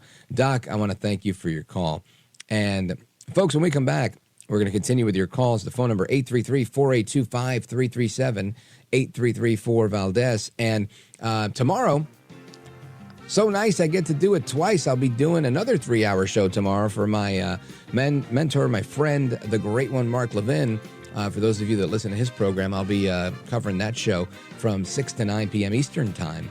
And I got a clip from a buddy of mine, Dan Bongino, who also covered for the great one back in the days. And maybe I'll play that for you when we come back. It's a pretty funny clip. Anyway, keep it locked right here, folks. Rich Valdez coming right back. We're live until 1 a.m. Eastern, 12 a.m. midnight Central Time. Don't go anywhere. Rich Valdez.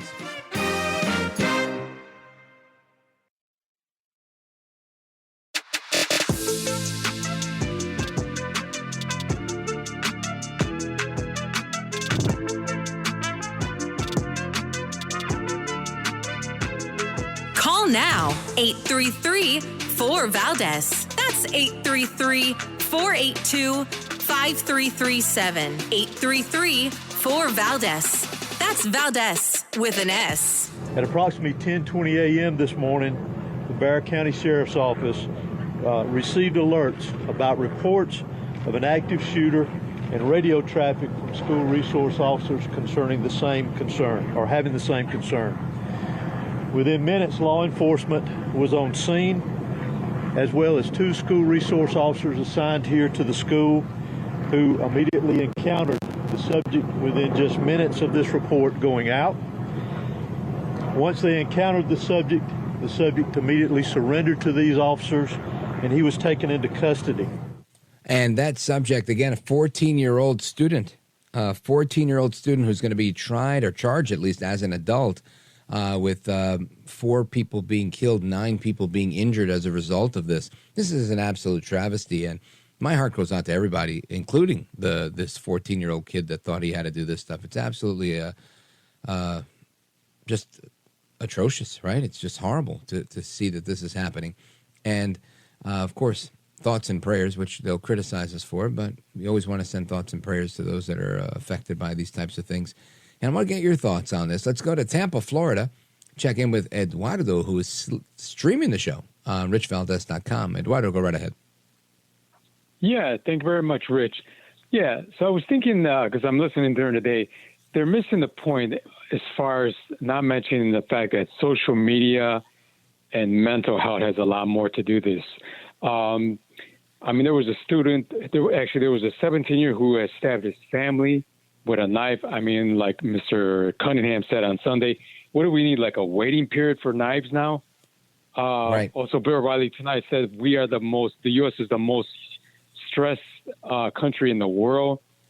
So we have all this other pressures, and that's what the left thinks, that getting rid of guns is the answer, gun control. It's pretty ridiculous. I was hearing a story here in Chicago, because I'm from Chicago, where a woman was able to thwart off a home invader. She killed the person. What happens if she didn't have a gun? She might have been killed. Right. Well, yeah, that's exactly it. Ultimately, when it comes to this stuff, survival of the fittest, it's kill or be killed, right? Especially if they're hunting you. Not if you're the one doing the hunting, but if somebody's hunting you, you've got to do what you got to do to defend yourself. And this is why I've always, I always said, polite society is an armed society, right? Those societies that are armed are polite because people can defend themselves. And typically it's like the saying on the streets, don't start none and there won't be none. And I really believe that to be true. And I think the numbers bear it out. People try to make it look like there's a huge problem with guns in this country. But every single time we've had Dr. John Lott on from the Crime Prevention Resource Center, every single time he points out that that's actually the case. It is the states that have the highest gun control that really skew these numbers. And it's an exercise in skewing numbers. Guns have never really been the problem. The problem is, like you said, people going crazy, people engage in evil activity and thinking it's okay to do such a thing. That's truly the issue. Eduardo, thank you for your call, brother. I appreciate it. Big shout out to you guys that are listening in Florida and Chicago. And let's go to JW. JW is calling us from Lexington, Illinois, listening on the great WLS. JW, welcome. Good morning, Rich. It amazed me how all three of your guests somewhat presenting the same message in different format. And my take on it, and the reason for saying that is our founding fathers warned us that liberty, rights, and freedoms were intended for and could only be kept by an intelligent and moral society. And part of the problem is Americans have gotten more immoral as time's gone by, and they've tolerated more and more, which has just let the devil further and further into the fabric of our nation, to the point that we don't understand. McCarthy was trying to tell us back during his tenure of when it invaded our government, and he was made out to be a lunatic by the left. We have allowed so much into this society that from spying to immoral influences, that it's amazing to me that we're not actually worse off than we are. And if you look, we've got drug companies, billionaires, gazillionaires, basically determining all of our policies. The country is now, no one knows what to believe anymore. And part of that is because a lot of people can't deal with facts. I think a lot of people just stick their head in the sand because they're afraid to see the truth. But part of the reason we keep getting in the situation, we stay in the situations that we're in, is because Americans don't keep up with things. They don't educate themselves. A lot of America really isn't very moral, and we just keep accepting worse and worse things to the point that, people just don't understand what evil is out there and the forms that it will take. Because let's face it, most of us don't sit around and think about world domination or how we're going to put the hurt on 10,000 or 100,000 or 1 million people. Well, we don't play in that realm. Well, a lot of people do, and the thing is, if people thought about it, though, they do play in that realm to a point, because we now have a country filled with a lot of people that frankly will salute any flag as long as it sends them a check. Yeah, and as long as it's not the American flag. Now, JW, you're right. I agree with so much of what you're saying. We've become, I think, intellectually incurious, and we've also become morally tolerant. And it reminds me of a song from Casting Crowns. I think it's called Slow Fade, or from Third Day. And the idea behind it is it's a slow fade. You go from one, from being virtuous and moral and whatnot to being, lacking virtue and being amoral or immoral. And you get there without even realizing you got there. And I think a lot of people can testify this has happened in their own lives. But the reality is it's happening, and we see it happening in society more and more. We played a clip earlier of a mom preparing her son for his first day of kindergarten, and with today and this week being the first day or week of school for many people. And it was shocking to me that this little kid, he was 5 years old, and she was like, remember, you can't become a girl, the girls can't become boys. If they tell you anything about becoming gay or LGBTQ, what do you say? And she's coaching him. And he says, that's an inappropriate conversation. And it just, again, the whole thing just was shocking to hear and to think, hey, kudos to the mom for training her kid that way. I remember teaching my kids about certain things, but not to that level. And fighting the culture is just that, though. It's not easy to fight the culture. And the culture definitely has a mind of its own. There's been a big shift, not just a liberal shift, but one towards, I believe, immorality and whatnot. And to a degree, some of it is I'm going to say, culturally acceptable. But by and large, a lot of it isn't, right? I think when you're talking about the government intervention of sex changes and how we've seen this grow, right? That we went from having very few of these gender reassignment surgeries to seeing this prevail. And it all happened, I don't know, from like 2008 to now. That's pretty interesting and pretty shocking stuff. So we've definitely got a lot on our plate. And I think, you're right. The American people need to wake up to the evils that are out there. There's definitely a considerable amount of evil out there. And ultimately, it's, the old saying Hamilton and others have quoted, if you stand for nothing, you'll fall for anything. And the other part of that is the only thing necessary for evil to triumph is for good men to sit there and do nothing. Well, I say that we are the good men and good women of this country. We need to make sure that we don't sit here and do nothing, that we stand up, we rise up, we do like Reagan said. We are called to be informed patriots. We have to know what we're doing. We have to be ready in season and out of season to make sure that we can tackle the problems of the day and protect the culture and hold the line. Because ultimately our children and future generations depend on us doing what we have to do. And I'm not talking about anything crazy other than just standing up for what's right and truth and virtue, morality, those types of things. Because if we don't do it, who will?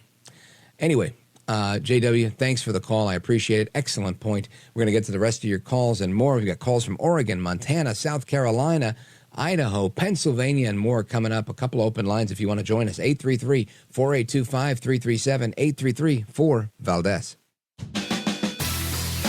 This is America at Night with Rich Valdez. Call now, 833-4-VALDEZ. That's 833-482-5337. 833-4-VALDEZ. That's Valdez with an S.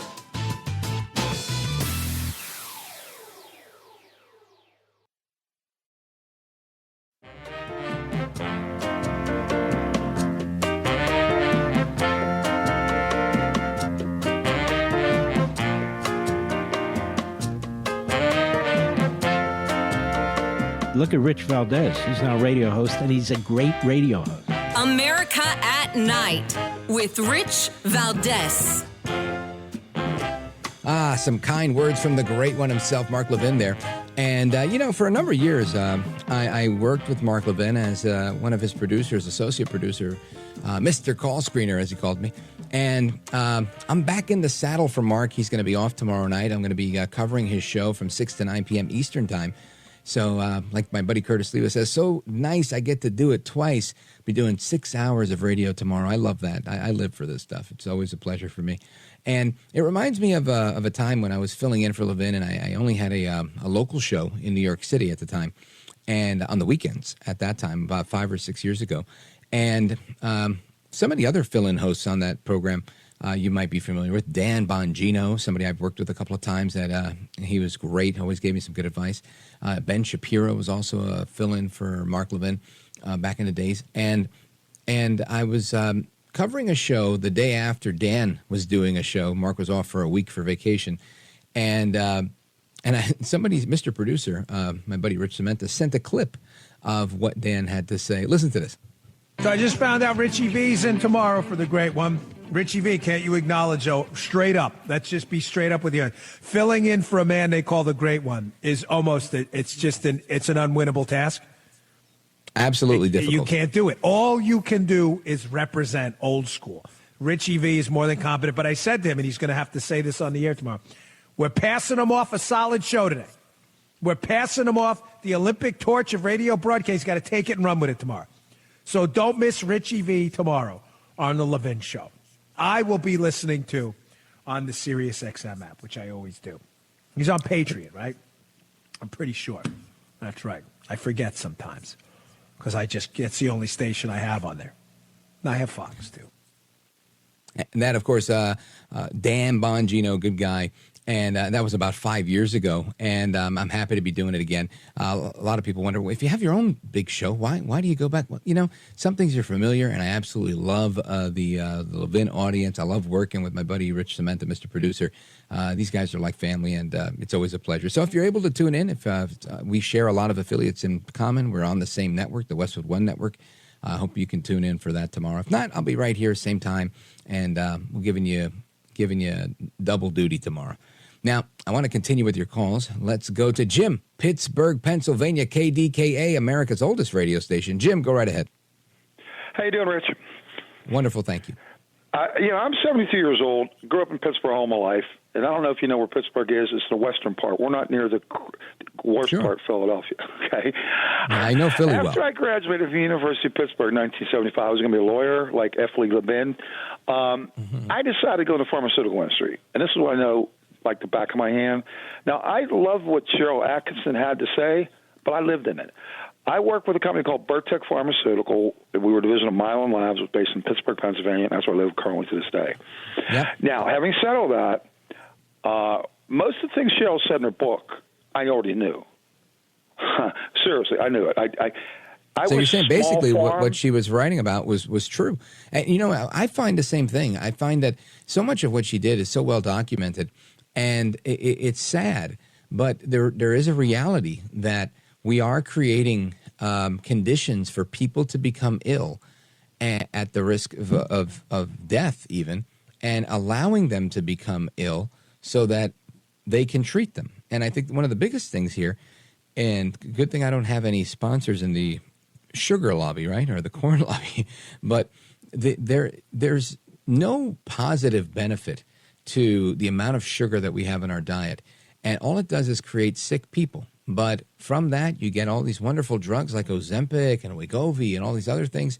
And you get diabetes and all the other stuff around treating diabetes. And they're not just cottage industries, but entire industries on treating cancer, diabetes, high blood pressure. And there's so many illnesses are becoming more, I'm going to use the word epidemic loosely, but we're seeing things that we haven't seen in the past. People are becoming more and more ill, even though they're living longer because they have more pharmaceuticals to help. And these treatments are wonderful for people that are ill, but we shouldn't be exacerbating illness and promoting it even because we have the ability to cure them later. I think that's just a vicious cycle. And very eye-opening stuff that Sharyl Attkisson pointed out and that you're corroborating. So thanks for pointing out that your work in pharmaceuticals also shows that the industry maybe it's not corrupt, but doesn't always have the best interest of the end user in mind. And I appreciate that, Jim. Shout out to KDKA. Let me see. Can we do one more? We can. Let us go to, let me see quickly. Paul, Zanesville, Ohio, WHIZ. Go for it. Yeah, Rich, I was just wondering, where in the heck did this kid get this? Was it an AK-47? You know, I'm not sure, but your call screener was very informative when I talked to him there. And I didn't know that this child basically had a history, you know. And you and I went back and forth on red flag laws and so forth, but you got to do something. And my wife suggested... Here, how about this? Again, what would a red flag do for a kid that's 14? The kid's not a registered gun owner, right? Red flag laws would really ultimately only stop somebody who's a registered gun owner and say, hey, look, I am whatever. So I don't see how it would have worked in this situation unless, you say, hey, this guy owns a gun. His son is a nut job. And forgive me because I know the kid is ill, but, I'm being crass for a moment.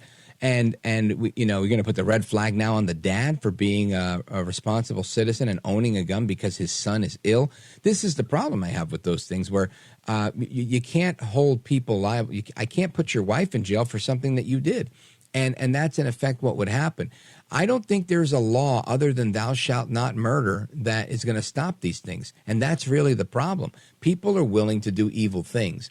When people are willing to do evil things, they're going to break whatever law they can break. They're going to find a gun and they're going to use it, irrespective of age, as you can see in a situation like this. This is unfortunate. This is evil. I'm going to go with demonic even. But I don't think that there's a law out there that's going to say, look, you can't be a 14-year-old that's demon-possessed that wants to kill, erase the lives of your peers. There's already laws like this that say you can't do these things, and they're not working, Paul. So to me, this is a virtue problem. This is a problem of a condition of the heart. It's not an issue of law. I have to take a pause here, but we're coming right back. Don't go anywhere. This is America at Night with Rich Valdez.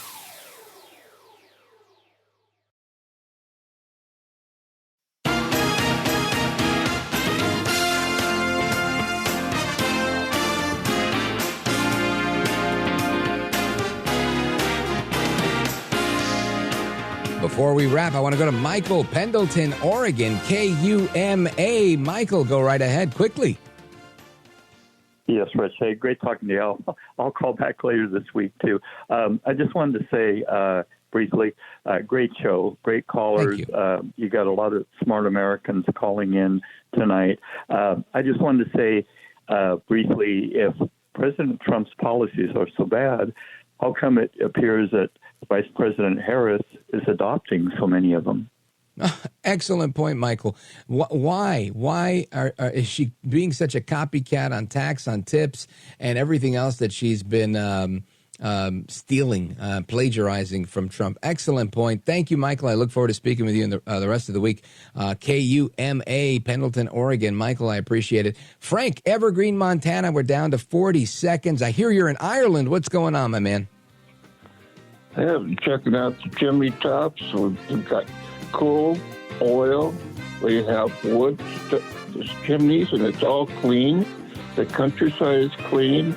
The water. And you know what? Clean. Not only is it clean energy over there, they also use sheep to trim the grass, right? It's like a built-in lawnmower. Frank, I love you, brother. Thank you for the update. Have fun in Ireland. Hasta la próxima. Take care. Good night, and God bless you, America. I'm Rich Valdez.